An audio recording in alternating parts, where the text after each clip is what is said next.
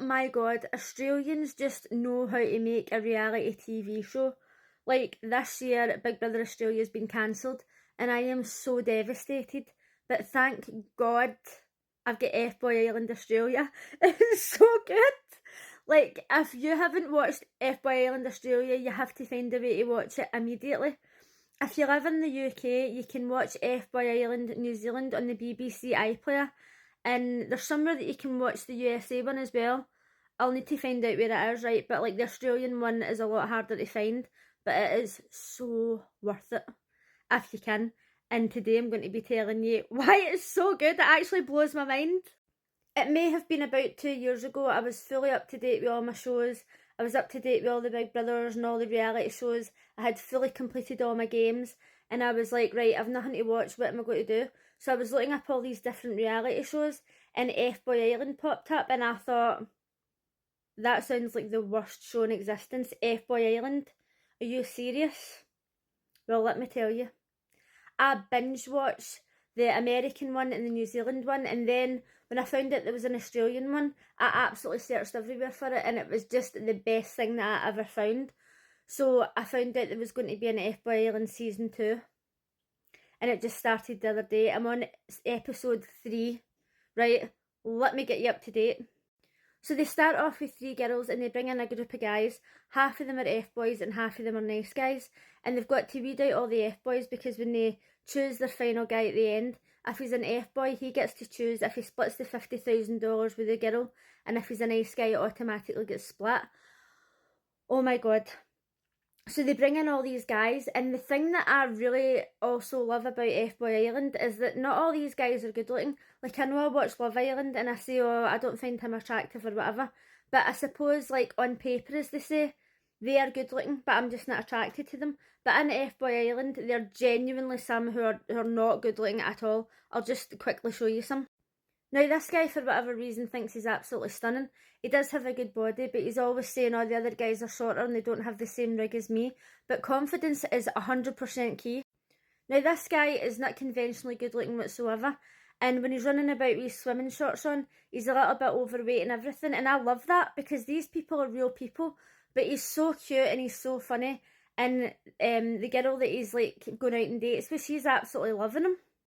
Now, nobody can deny that this guy is an attractive guy. There's a good mix going on here. This guy as well, not too bad, not too bad. All the girls were totally in love with him when they first seen him, but he's quite obsessive with one of the girls, and it's got to the point where instead of the guys just going up and speaking to her, they're going to him and asking permission, and she's not happy about it. Well, think what you like about this. To me, not attractive. Let me know in the comments. You might look at him and think, holy fuck, he's blown my mind. Maybe he's just not my taste, but that's great, because that's what Fboy Island's all about. So these are the 3 women, and they're trying to discover which of the men are F-boys. Now, what is really confusing to me is this woman in the middle. She's got this whole story, and she's like, oh, my dad was an F-boy, and I've got spidey senses when it comes to F-boys, and I totally avoid them and all this. And she carries about a little black book with her, and when she's on dates, she takes notes to try and figure out if the guys are F-boys or not, so she knows who to vote out. Now, that was all fine and well, right? And I thought, right, okay, she's there for genuine reasons. She's not interested in F-boys whatsoever. Until, when the girls vote the boys out and they're F-boys, they go to this F-boy camp so that they can be reformed into nice guys. And when they went in, this guy was here. And he was in Fboy Island Australia season 1. To me, it was fucking disgusting, right? He was an F-boy, and it just wasn't nice, and he was there and he's like that, I'm here for the money, blah, blah, blah. It was a whole drama, right?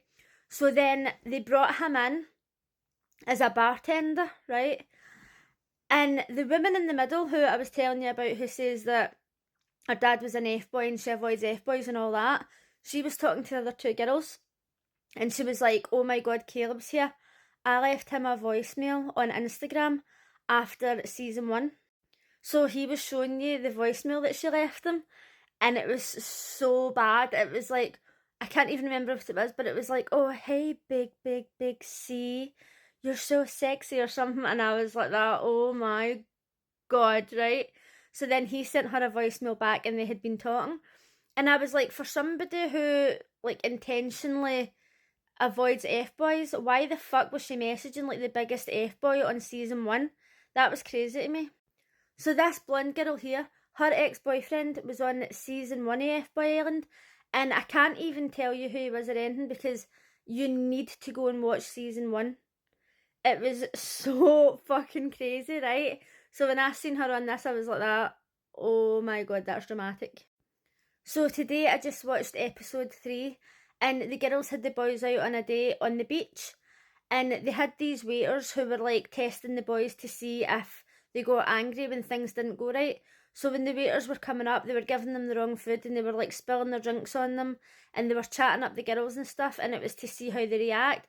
So this guy was just like, no problem, not a big deal, like everything was going well. And she was like, oh, it's all green flags, I don't think he's an F-boy, he seems to have like a good temper, like he's not losing his temper, he's not getting angry or anything. But then she kissed him and he was like basically fucking dry humping her at this point, and she's like, right, red flags, too much, right?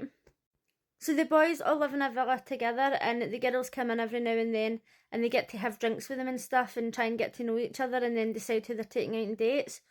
So sometimes they have intruders.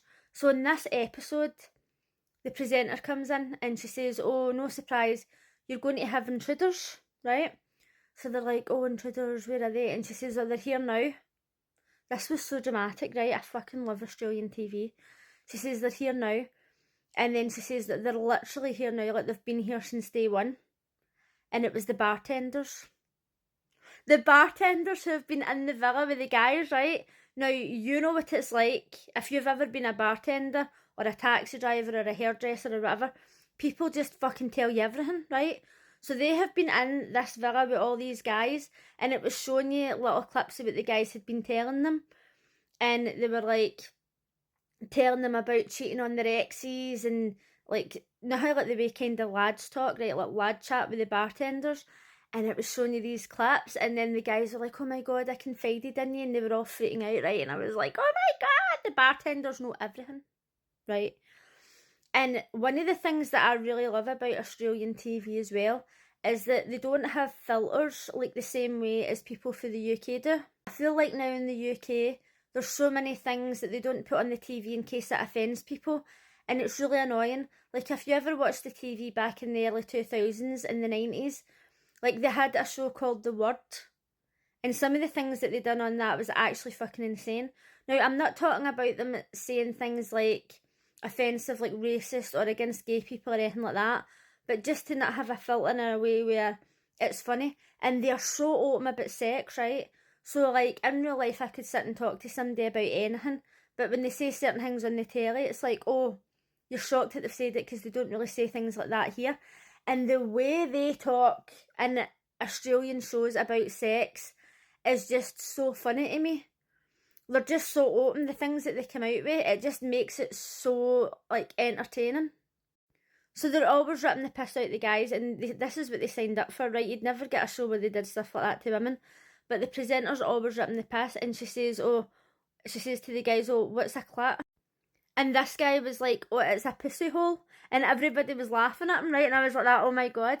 So then later on, when they brought the bar staff in as the intruders, you seen clips of him asking people like what the clitoris was and what you done with it. And I was like, oh my god. It's so embarrassing. I absolutely love it, right? So if you don't watch Fboy Island, watch it now. At least watch the New Zealand one and the BBC iPlayer. But if you can watch Fboy Island Australia, do it. You're not going to regret it. It's so good.